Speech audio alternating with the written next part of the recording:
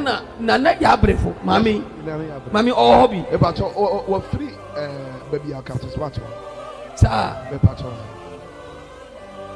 o niawa oh okay ya o niawa ala me pena sempa but ono so boy minim so boy am so ni akato smart show no so o ye friend show me pena sempa me pena sem from ata no wadom sa no ba nje multimedia yes no ba your friend said onia me pena minim so hokra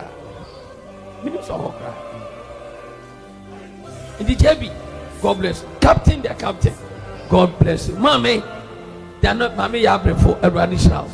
Also, Captain Smart, you na finish up. Yes. Oni ni ya JB o.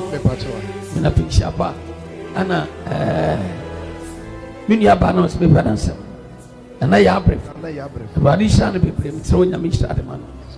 Hello, Abushafo. Some hear the way Opambour Eshira amanfo ya.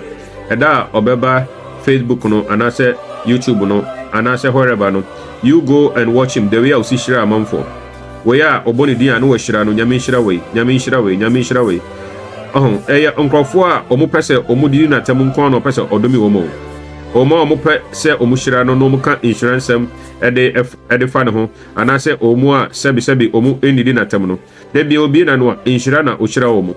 Onka se kabi ma no na emom no se adwuma a wo ye no se adwuma de na beboa oman Ghana nko ade a na wo buo na wo mfa nipa anim enye fom nko ade a da bia Opambour bo odi a na o shirawo nti obi won mo abeka se obi na no na odome enye sa na tie da na emom se opese odi nyame tumi anim ye fom na ompese odi ebuo ni ani di ebema ne di a eni ono so de nyame di ama no obe yisu ewo wo enti no saa na tie enti nyese obi na no na odomi obi owo odo abona kumam ede mani panyina depending on how obisi treating no eno so no na ma ono so ode be treating enti no emma obi anka da se obi no na odomi hwede we osi hira amanfo nana Yaa Brefo so ono so ye journalist ada na ono de o hira no nanka vim lady de nanka opese odomi no because of the way a omunyina omusi behave enti saudi a wan fa buo a manipa na odi a say odi nipa nim ebeye fom na obedi nipa atam dia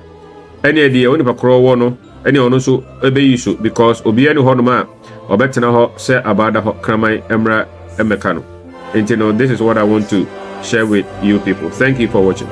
Thanks for watching our YouTube channel. We hope you'll subscribe to it. And by the way, you can hit the little bell on there and get notifications every time we produce a video. We hope you'll do that also.